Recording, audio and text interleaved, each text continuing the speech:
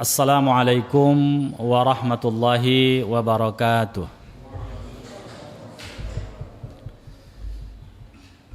Alhamdulillahi rabbil alamin, wabihi nasta'in ala umurid dunya waddin.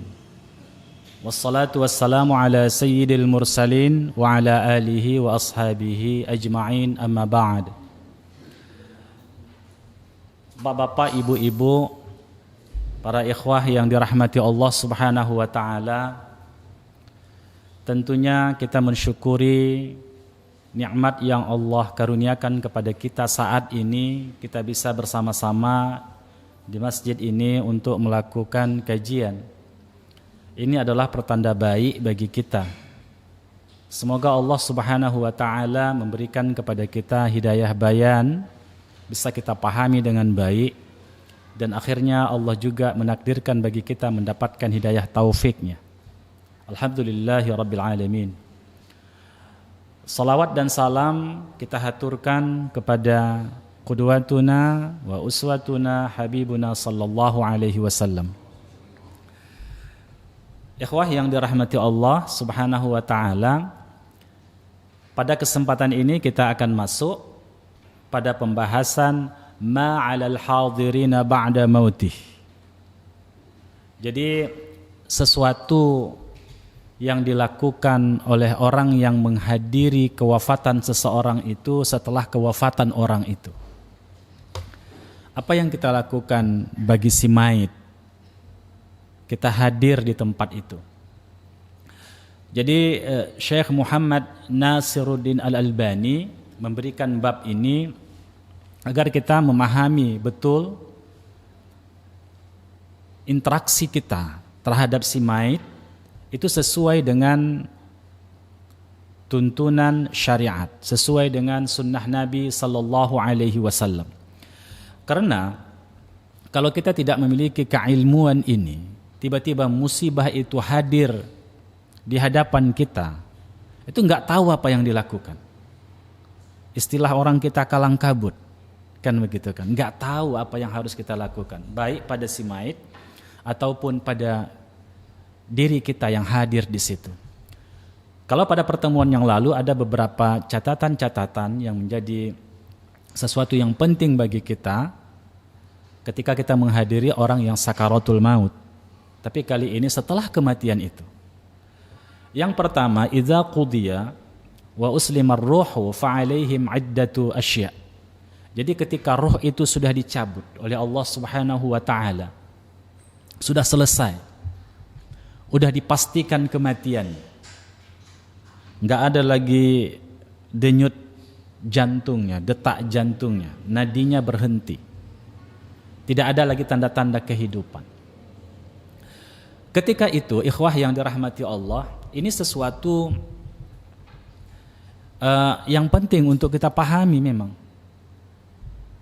Karena kalau kita terlambat nanti untuk melakukan sesuatu kepada si mayit, ada hal-hal yang sukar nanti untuk bisa kita terapkan sesuai dengan syar'i di dalam memandikannya, mengkafaninya, dan seterusnya. Ini tidak saja berhubungan dengan masalah masalah syariat bagi kita untuk melakukannya, tetapi juga nanti pada fisik si mayit. Ketika roh itu dicabut, kan malaikat hadir di majelis itu tanpa kita sadari. Tanpa kita sadari. Hadir para malaikat. Dan sebagaimana yang kita bahas, malakul maut itu mencabut nyawa. Kalau ini orang saleh, ya kan? Maka malaikat hadir, berbaris sejauh mata memandang, menantikan roh itu mau dibawa ke langit. Mereka menyiapkan kain hanut, aromanya yang sangat wangi.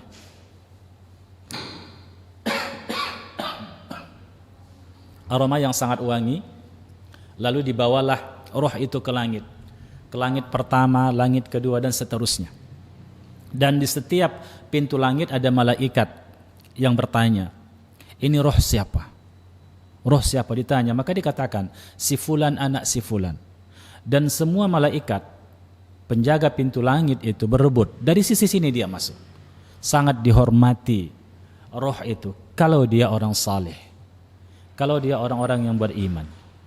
Tetapi sebaliknya, ketika yang wafat itu adalah ahlul maksiat, orang yang hidupnya digelumuri oleh kemaksiatan, maka malaikat juga hadir sepanjang mata memandang.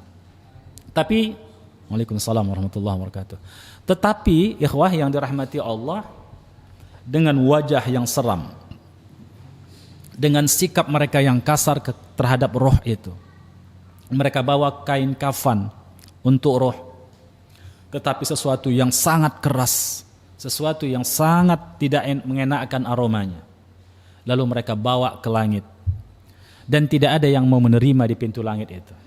Kalau tadi malaikat berebut dari sisi sini, bawa si fulan ini dari sisi sini. Jadi begitu. Itulah yang terjadi bagi si mayit. Karena itulah ikhwah yang dirahmati Allah, ketika kita wafat, ya, sangat penting apa yang kita kaji pada pertemuan yang lalu, yakni akhir kalam kita itu dengan la ilaha illallah. Oleh sebab itulah kita berharap tatkala kita wafat, di sisi kita orang-orang saleh yang bisa menalkinkan kita. Tentu saja itu bisa terjadi kalau kita juga sudah mempersiapkan diri untuk berinteraksi dengan orang-orang saleh. Kalau kita juga sudah mempersiapkan diri dengan mengetahui makna la ilaha illallah itu. Kalau kita juga sudah melakukan tuntutan dari la ilaha illallah di dalam hidup kita.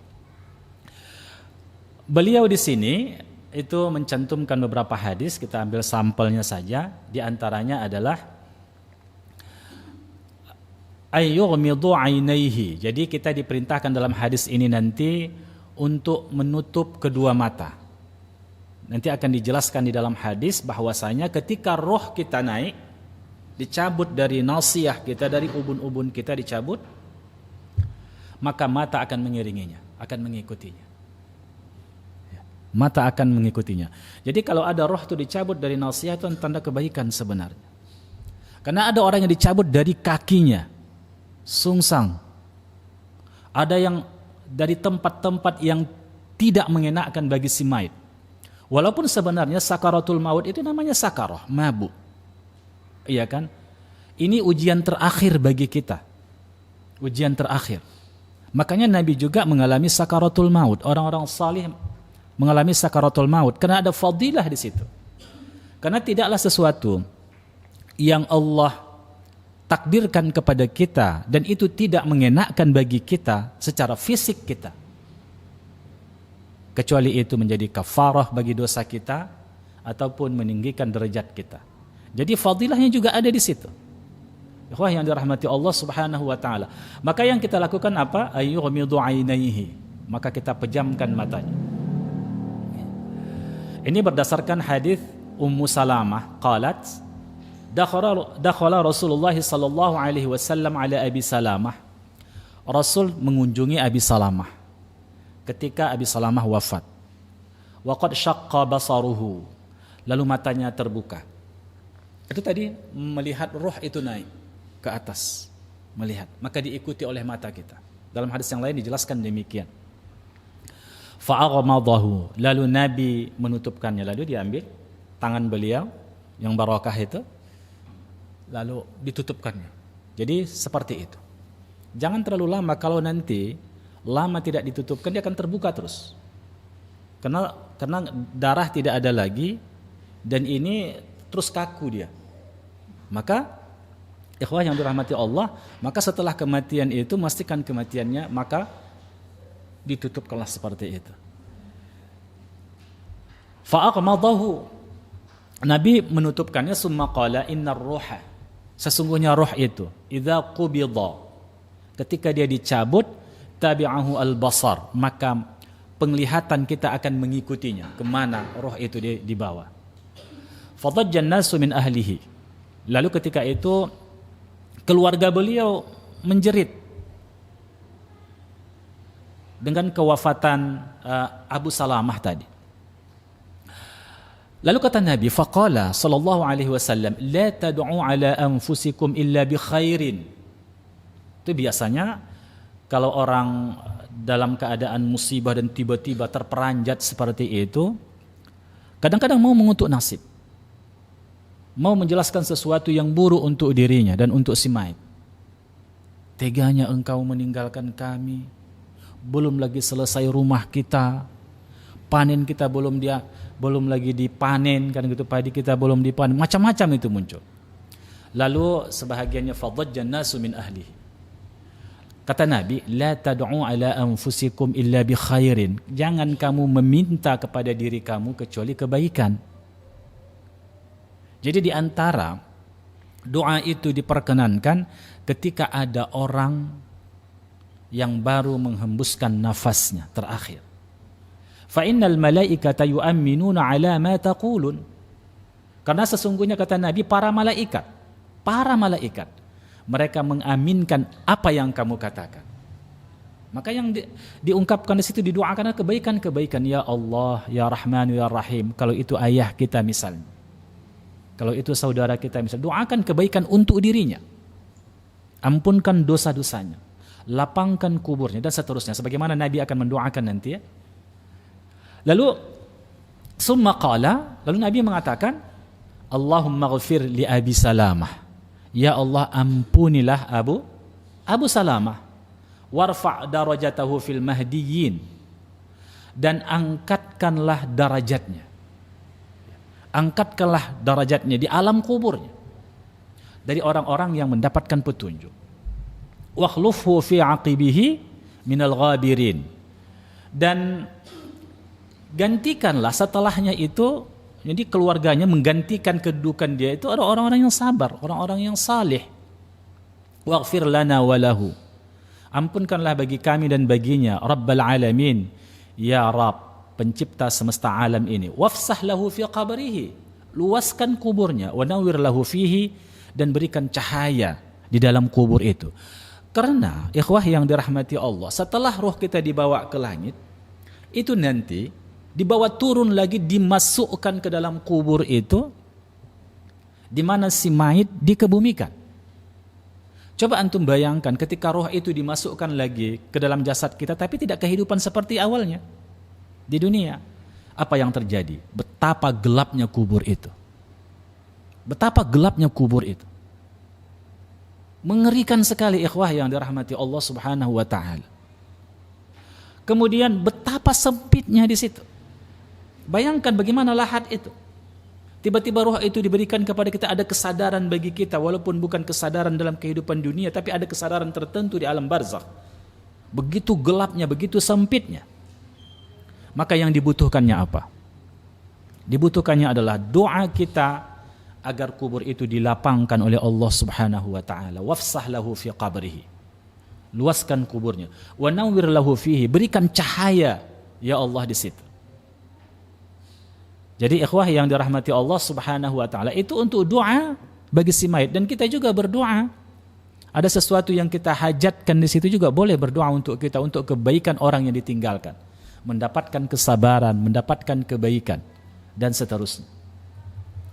Hadis ini diriwayatkan oleh Muslim. An yughattuhu bi thawbin yasturu jami'a badanihi, li hadis Aisyah radhiyallahu taala anha. Jadi yang kedua, itu yang pertama dan kedua tadi ditutupkan matanya dan berdoa. Yang pertama tadi ditutupkan matanya, yang kedua berdoa untuk dirinya dan untuk kita yang ditinggalkan.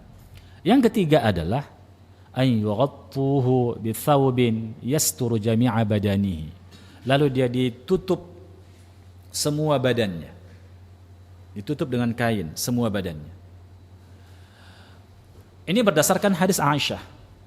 Anna Rasulullah sallallahu alaihi wasallam hina tuwfiya sujjiya bi burdi hibaratin. Ini dia. Jadi bahwasanya Rasulullah SAW ketika dia wafat, roh yang mulia itu dicabut oleh Allah Subhanahu wa taala, maka beliau pun wafat, kemudian dia ditutup dengan kain yang bercorak, yang bergaris-garis. Itu biasanya dari Yaman. Tak mesti kita membeli kain dari Yaman, tapi ada kain yang menutupi simain. Dan kalau mengikut ini, kan para sahabat itu melakukan kepada Rasul tentunya hal yang paling terbaik yang Rasul pernah lakukan kepada para sahabat yang lain. Maka ditutupilah semua badannya, mulai dari kaki sampai kepalanya. Hadis ini diriwayatkan oleh Asy-Syaikhan ya ini Bukhari dan Muslim dalam kitab sahihnya, demikian juga Imam Al-Baihaqi. Wa hadza fi ghairi man mata muhriman. Ini catatannya, kalau orang itu wafat tidak dalam keadaan ihram. Tidak dalam keadaan ihram.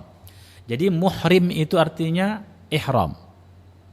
Jadi penggunaan kata muhrim sering bagi kita adalah orang yang diharamkan menikah dengan kita. Enggak. Itu bukan muhrim, itu muhram atau mahram. Ya.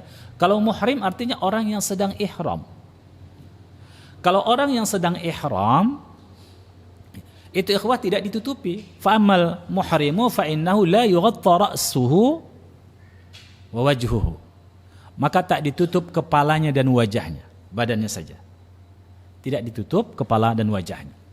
Berdasarkan hadis dari Ibnu Abbas, bainama rajulun waqifun bi'arafah idh waqa'a ala rahilatihi fawaqasathu aw qala fa'asathu faqala an-nabiy sallallahu alaihi wasallam ighsilu bima'in wa sidrin wa kuffinuhu fi thawbain wala tuhannatuhu wa fi riwayatin wala tutayyibuhu wala tukhammiru ra'sahu wala wajhahu fa innahu yub'atsu yaumal qiyamati mulabbiyan. Jadi kata Nabi, ketika seorang laki-laki waqifun bi Arafah, dia sedang wukuf di Arafah, berarti ini sedang melaksanakan ibadah haji, sedang wukuf di Arafah. Nabi berapa kali haji? 1 kali. Berarti waktu Nabi berhaji ada sahabat yang wafat. Banyak peristiwa yang terjadi ketika Nabi melaksanakan haji itu, dan haji itu adalah haji wada. Untuk apa itu? Semua peristiwa itu menjadi contoh bagi kita umatnya di belakang hari tentang manasik haji, di mana Nabi wukuf, di mana Nabi berwudu, di mana Nabi mandi dan semuanya. Dan juga peristiwa-peristiwa termasuk tentang kematian dan kewafatan ini. Ini menjadi sunnah bagi kita. Ketika itu ada seseorang, tentunya sahabat, karena bertemu dengan Nabi itu dihukumkan sahabat. Beliau sedang wukuf dan dia wukuf di atas kendaraannya. Apakah itu onta atau keledainya atau kudanya? Ya, iz waqa'an rahilatihi fawaqasathu, lalu dia jatuh dari tunggangannya itu, atau tunggangannya menjatuhkannya. Ya. Nabi mengatakan, dan orang itu wafat. Nabi mengatakan, ighsiluhu bima'in wa sidrin, mandikan kamu dia dengan air dan bidara, daun bidara, dan kafankan kamu dalam 2 pakaiannya, pakaian ihram, yaitu ridanya, selendangnya, kainnya dan selendangnya. Jadi kafani kamu dia dengan pakaiannya, 2 pakaiannya itu. Dan jangan kamu berikan hanut, dan jangan kamu berikan minyak wangi kepadanya. Dan jangan kamu tutup kepalanya, wala tukhammiru ra'sahu wala wajhahu, dan juga jangan mukanya. Kenapa? Karena dia akan dibangkitkan pada hari kiamat dalam keadaan talbiyah, mulabbiyan.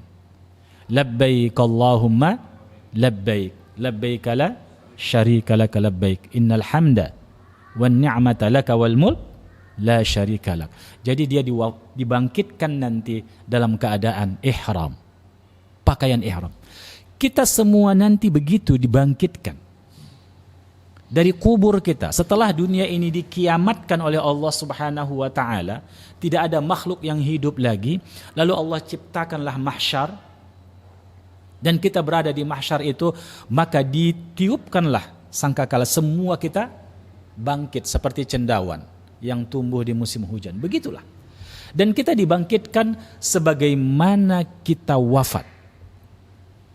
Kalau ada orang yang mati dalam keadaan bergitar, ngencrenglah dia. Kalau ada yang mati dalam keadaan mabuk, tenggenlah dia itu. Kalau ada yang mati dalam keadaan berzina, begitulah keadaan.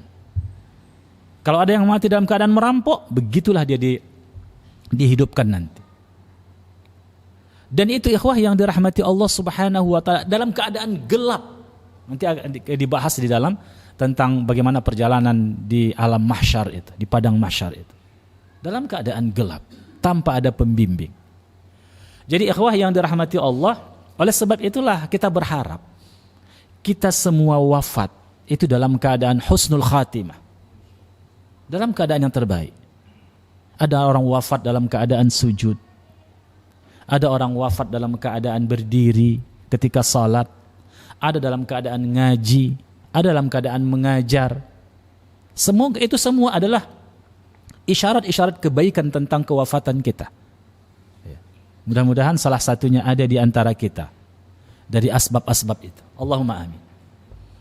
Kemudian ikhwah yang dirahmati Allah, yang berikutnya, ay yu'ajjilu bitajhizihi wa ikhrajihi idza bana mautuhu. Li hadis Abu Hurairah radhiyallahu anhu marfu'an. Ay yu'ajjilu bitajhizihi wa ikhrajihi. Segerakan kamu melaksanakan fardu kifayahnya, mengurus si mayit itu. Segerakan untuk memandikannya, segerakan untuk mengkafaninya, segerakan untuk mensalatkannya, segerakan untuk mengebumikannya. Ta'jil, ayu'ajjilu bitajhizihi. Jangan ditunda lama-lama. Tapi pastikan idza bana mautuhu, sudah jelas kematiannya. Jangan pula ketika orang sedang koma, cepat katanya, habis ditanamnya hidup-hidup, mati juga memang.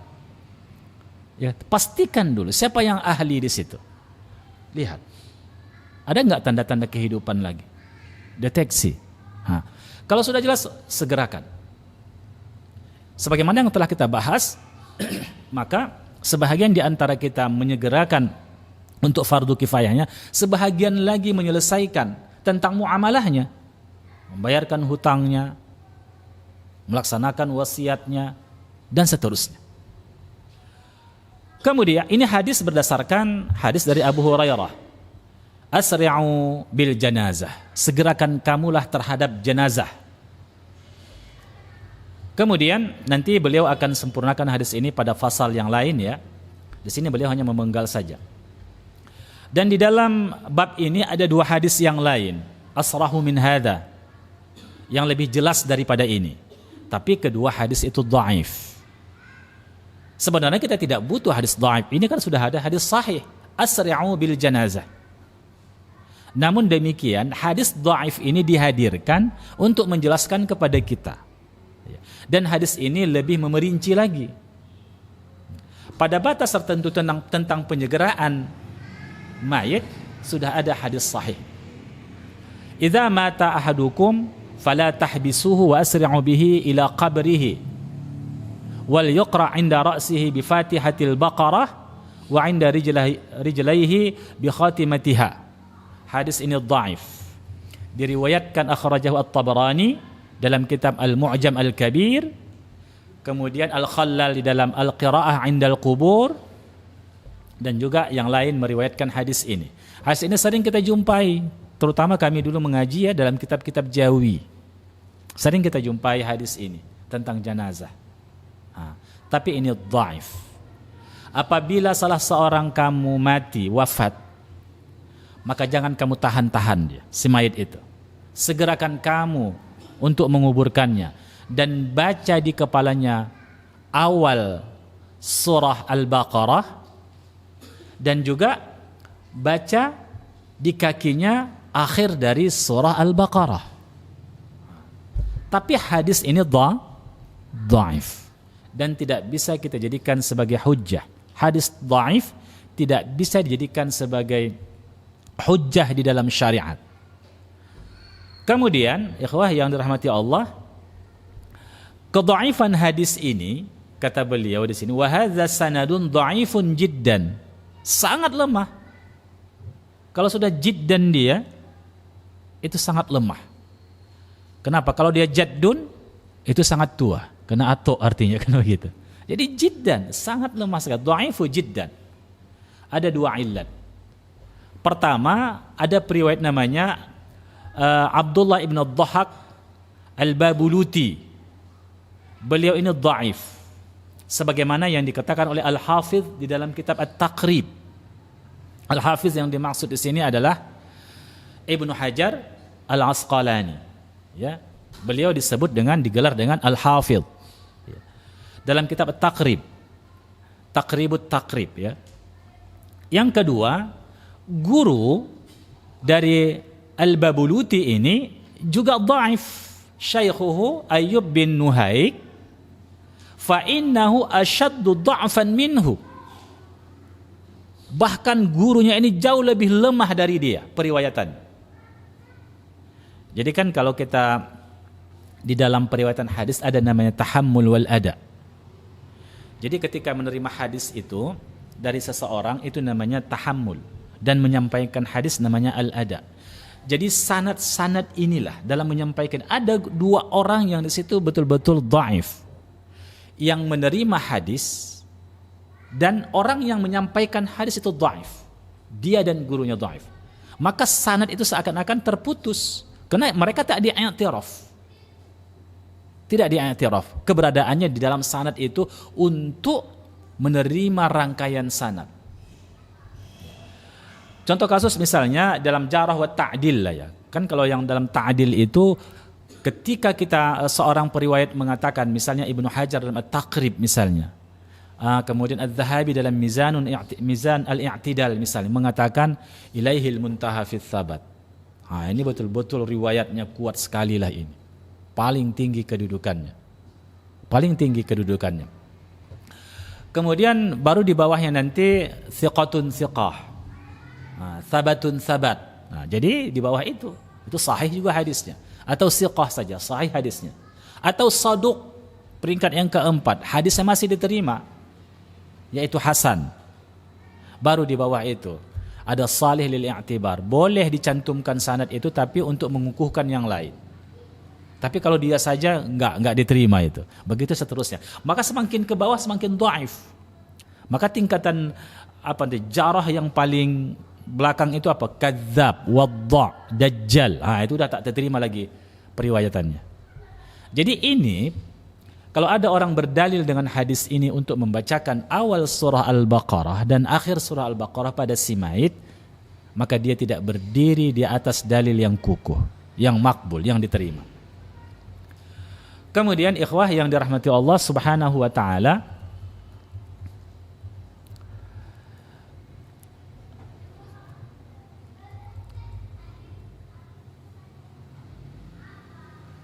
ada memang para ulama juga mengatakan tokoh ini sebagai hasan, hadis ini hasan. Tetapi itu kata Syekh Albani, fal ajabu. Itu mengherankan kalau bisa ada orang mengatakan hadis ini hasan. Karena enggak ada yang bisa mengangkatnya lagi. Enggak ada syawahid, tawabi'nya. Sanad yang lain bisa mengangkat derajat ini. Karena memang periwayat ini betul-betul lemah. Taib, kemudian ada hadis. Ini yang kedua ya, dari Husain bin Wahwah. Anna Talhah ibn al-Barra' marad. Talhah ibn al-Barra' marad, sakit. Atahu Nabi sallallahu alaihi wasallam wa ya'uduhu. Nabi datang dan mengunjungi dia. Siapa tadi? Talhah bin al-Barra'. Faqala, dan Nabi berkata, inni la ara Talhah illa qad hatha bihil mautu. Saya tidak mengetahui Talhah kecuali setelah diberitakan dia wafat. Fa'adhinuni bihi hatta ashhadu fa usalli alaihi. Dan mereka meminta Nabi sallallahu alaihi wasallam ya, memberitakan kepada Nabi sallallahu alaihi wasallam sehingga Nabi menyaksikannya dan menyolatkannya. Dan Nabi mengatakan wa'ajjiluhu, segerakan kamu dia. Maka sesungguhnya la yanbaghi li jaifati muslimin an tuhbasa baina dhahrani ahluhu. Dhahrani ahluhu. Jadi segerakan kamu dia, tidak seyogyanya seorang muslim itu ditahan di keluarganya. Tidak seyogyanya dia ditahan di keluarganya. Artinya apa? Segerakan mayit ini kebumikan. Segerakan lakukan fardu kifayahnya. Tapi hadis ini juga dhaif. Kenapa? Di sini ada dua orang periwayat yang itu majhul. Majhul itu tak dikenal periwayatnya. Oleh sebab itulah maka deteksi dalam sanad itu, para periwayat itu mesti orang-orang yang dikenal kalau dia adalah tokoh yang meriwayatkan hadis. Mereka orang-orang yang diketahui keadaannya, siapa dirinya dan keadaannya. Maka ketika ada majhul, apakah itu majhul ain, orangnya tak dikenal sama sekali, atau majhul hal, keadaannya dia dikenal orangnya tapi enggak diketahui dia ini adalah sebagai seorang tokoh dalam bidang hadis, periwayat dalam hadis, maka hadis itu majhul dan periwayatan itu dhaif. Tetapi lagi-lagi ikhwah yang dirahmati Allah Subhanahu wa taala, kita enggak butuh hadis dhaif ini. Karena sudah ada hadis sahih yang menjelaskan untuk segera mengebumikan si mayit. Thumma innal istidlala bi hadis Abi Hurairah ala ma dzakarna innama huwa bina'an ala anna al-murad bihi asri'u al-isra' bitahjizihi. Jadi hadis-hadis yang menjelaskan tentang menyegerakan itu menyegerakan terhadap semua fardu kifayah. Bukan sebagian orang yang berpandangan bahwasanya menyegerakan itu hanya ketika mengantar jenazah dari rumah berlari mengantarkannya, bukan. Bukan itu. Tapi semuanya. Segerakan untuk memandikannya, segerakan mengkafaninya, segerakan menyolatkannya, dan segerakan dikebumikan. Jangan ditahan-tahan si mayit itu.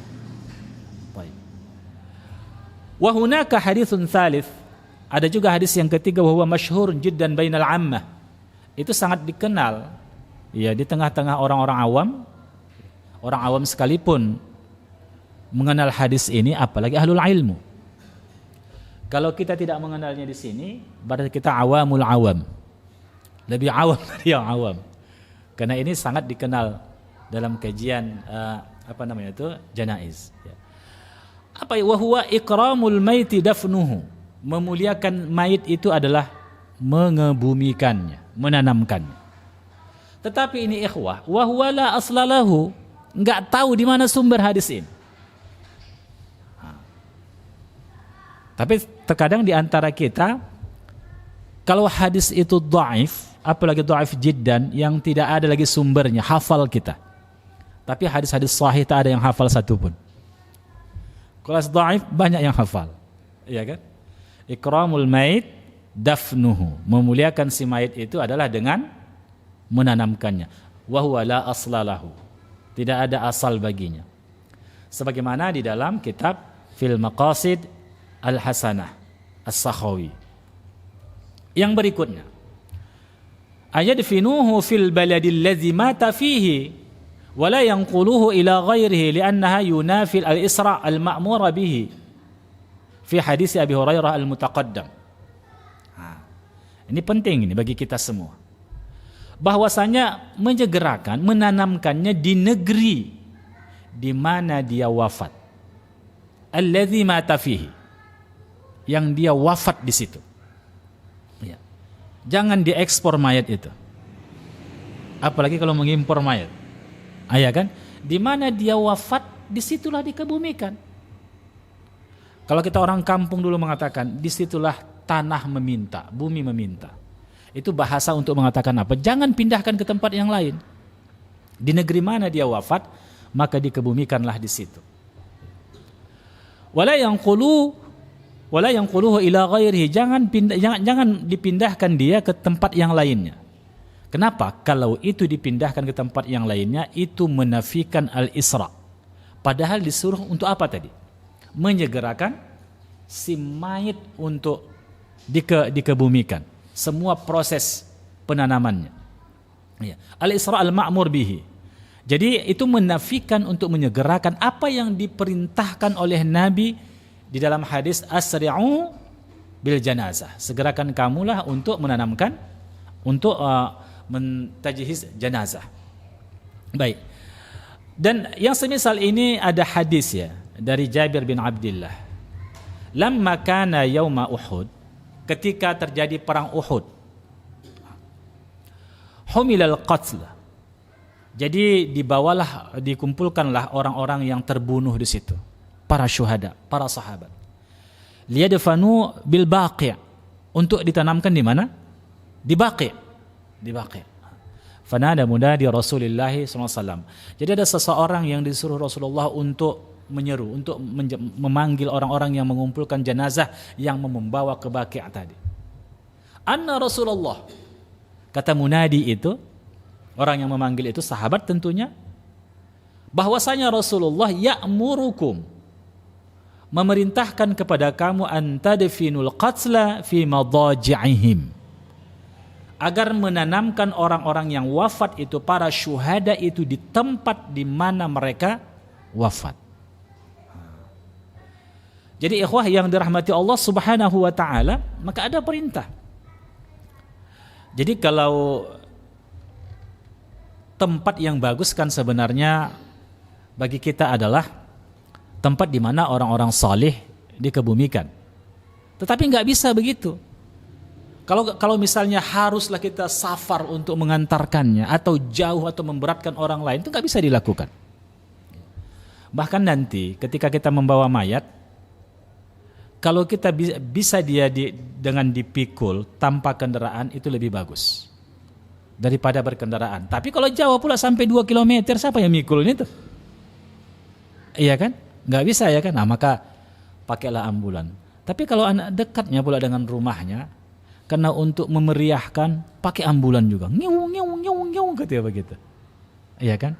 Jadi seyogyanya juga tidak perlu hal-hal yang demikian kalau memang memungkinkan untuk kita bawa. Baik ikhwah yang dirahmati Allah Subhanahu wa taala. Walidzalika qalat Aisyah lamma mata akhul laha biwadil Habasyah fahumila min makanihi ma ajidu fi nafsi aw yuhzinuni fi nafsi illa anni wadidtu annahu kana dufina fi makanihi. Jadi kata beliau, aku tidak mendapatkan dalam diriku atau kedukaan pada jiwaku kecuali aku menginginkan bahwasanya dia, saudaraku itu dikebumikan di tempat di mana dia wafat. Tidak dibawa ke tempat yang lain. Artinya segerakan di mana kita wafat, disitulah kita dikebumikan. Jadi ikhwah yang dirahmati Allah, ini juga kadang-kadang ya menjadi suatu yang menghambat bagi si mayit ya, untuk disegerakan. Misalnya menunggu saudaranya di negeri fulan, tunggu dulu, transit lagi, sampai kadang-kadang mayit itu 24 jam menunggu baru dikebumikan, hanya menunggu anaknya. Dan karena ketidakpunya ilmu, si anak juga mengatakan, atau sedang mengatakan, tunggu, jangan kebumikan sebelum aku datang. Begitu. Akhirnya apa? Si mayit itu lama baru dikebumikan. Mungkin saya sudah berubah nanti. Dan sukar bagi orang untuk menunggu mayit. Iya kan? Siapa di antara orang yang suka untuk menunggu mayit? Tidak ada kan? Karena akan terjadi perubahan secara biologis pada tubuhnya nanti. Mikroba akan menggerogotinya. Terjadilah aroma yang tidak bagus. Akhirnya apa? Mencederai bagi si mayit. Iya kan? Orang akan ketika mayit itu melintas, tutup mulut. Iya kan? Atau menghindar. Jadi oleh sebab itulah ikhwah yang dirahmati Allah, jangan lama-lamakan. Segerakan untuk menanamkan. Enggak perlu kehadiran kita. Dan Allah tahu pun kalau kita ingin berdoa kepada Allah, dimanapun kita bisa berdoa. Doakan si mayit itu. Walaupun kita di negeri seberang, di negeri yang jauh. Allah Subhanahu wa taala akan mendengar doa-doa kita. Tidak perlu kehadiran kita di situ, dan tidak akan membuat apapun perubahan bagi dia, enggak ada. Kecuali adalah akan menjadikan adza bagi dia, sesuatu yang buruk bagi dia. Imam Nawawi dalam kitab Al-Adhkar, ini kita sering mengutip Imam Nawawi. Syekh Muhammad Nasiruddin Albani juga sering mengutip dari tulisan-tulisan Imam An-Nawawi, dan termasuk dia kutip dalam kitab Al-Adhkar. Al-Adhkar ya, tentang zikir-zikir yang ditulis oleh Imam An-Nawawi. Apa kata beliau? Itu dengan sanad yang sahih. Jadi, idza awsa bi an yunqila ila baladin akhar la tunaffadhu wasiyatuhu fa inna an-naqla haramun 'ala al-madhhab as-sahih al-mukhtar allazi qalahu al-aktharuna wa sarraha bihi al-muhaqqiqun. Itu kata Imam An-Nawawi. Kalau ada orang misalnya dia berwasiat, tolong nanti kalau aku mati, tanamkan aku di kampungku. Padahal kampungnya berkilo-kilometer dari tempat di mana dia tinggal. Idza awsa, apabila seseorang berwasiat, ayunqal, untuk dipindahkan ila baladin akhar, ke tempat negeri yang lain atau wilayah yang lain, la tunaffadhu wasiyatuhu. Jangan ikuti wasiat. Jangan terapkan wasiatnya. Kenapa? Karena itu adalah termasuk wasiat yang justru nanti akan menyakiti si mayat itu sendiri. Karena itu wasiat yang menyelisihi sunnah, yang menyelisihi syariat. Dan itu akan memperlama-lama nanti dan menyukarkan orang lain. Ya. Bi an yunqala ila balin akhar la tunaffadhu wasiyatuhu. Fa inna an-naqla haramun. Memindahkan si mayit ke negeri yang lain, ke tempat yang lain haram. Alal madhhab sahih, menurut madhab yang sahih. Memang ada khilaf para ulama, tetapi madhab yang sahih, al-mukhtar, yang dipilih, allazi qalahu al-aktsarun, yang itu para ulama lebih banyak menjelaskan demikian, haram. Bahkan kata beliau wasarraha bihi al-muhaqqiqun, dan ini dijelaskan oleh para muhaqqiq. Di dalam madhab itu, kan di dalam madhab Syafi'i misalnya, Imam Nawawi kan bermadhab Syafi'i. Ada qaul, ada dua qaul, ada qaul qadim, ada qaul jadid. Perkataan pendapat Imam Syafi'i itu di mana? Qaul qadim di Baghdad. Dan ada qaul jadid, itu pendapat di mana? Di Mesir. Pendapat yang baru di Mesir. Berbeda ini, mau dipilih, ini bertentangan. Mau dipilih, itu dilakukan oleh muhaqqiq. Oh, ini qaul jadid yang lebih ashar, yang lebih asah, yang lebih arjah misalnya ya. Tapi kalau qaul tak digunakan al-arjah ya al-asah oleh mazhab Syafi'i. Kemudian demikian juga ada wajah. Jadi turunan dari qaul itu ada wajah. Pendapat murid-murid atau pendapat ulama-ulama mazhab Syafi'i dikatakan wajah. Berbeda wajah ini, maka mana yang dipilih itu dijelaskan muhaqqiq. Jadi muhaqqiq dalam mazhab Syafi'i, para muhaqqiq itu mengatakan haram memindahkan mayat dari satu tempat kepada tempat yang lain, yang itu jauh. Kemudian ikhwah yang dirahmati Allah Subhanahu wa taala, wa an yubadira ba'dhum liqada'i dainihi min malihi. Ini segerakan. Makanya tadi dijelaskan bahwasanya sebahagian mengurusi jenazah, sebahagian mengurusi hubungan-hubungan muamalah maliyah bagi si mayit. Maka segerakan apa? Sebagian mereka untuk menunaikan, membayar dainihi, liqada'i dainihi, membayar hutangnya. Min malihi, diambil dari harta dia. Segerakan dibayar hutang. Semoga Allah Subhanahu wa taala mewafatkan kita sudah menyelesaikan semua hutang-hutang kita. Karena itu sangat memberatkan sekali. Walau uti'ala kullihi, walaupun semua hartanya itu dihabiskan untuk membayar hutang itu.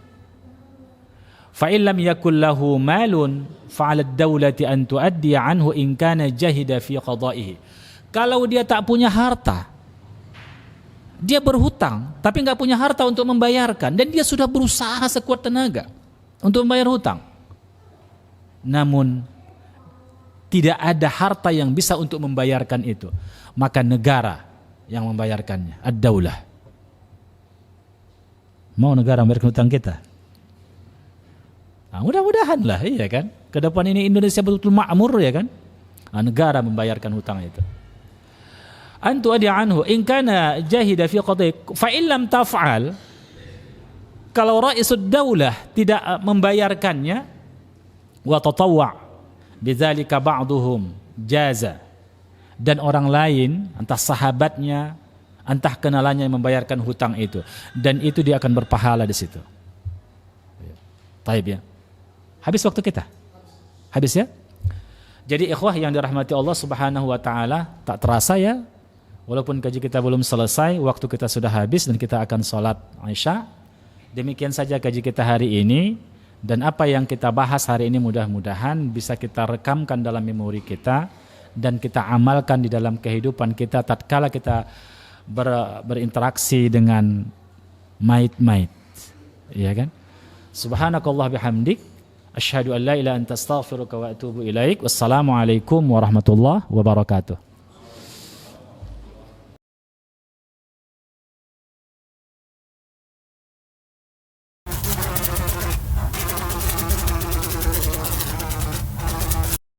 Madu Hunain, madu hutan asli Indonesia.